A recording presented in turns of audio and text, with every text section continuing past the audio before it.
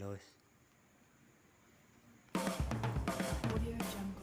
Selamat malam pemirsa, jumpa lagi di acara saya Ngobrol Santai Goreng Jalan TV.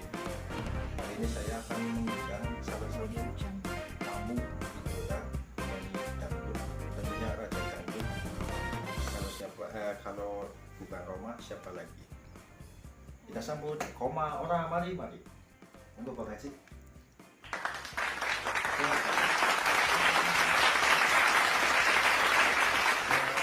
Hari ini Bapak lagi sibuk apa Bang Koma Roma Irama? Sekarang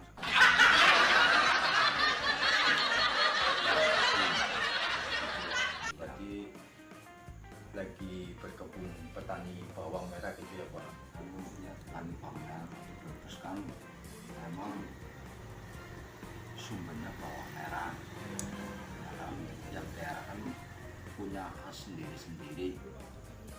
Iya pemirsa, kita sudah undang ya Bung Koma Ora Mari Mari. Ia langsung dari Jakarta langsung ke sini ke Brebes. Bapak Koma ke sini pakai apa? Naik apa Pak? Kebetulan tadi ada kendaraan yang kesini, jadi sekalian naik kendaraan itu yang ke sini karena ada panggilan darurat kan. Iya.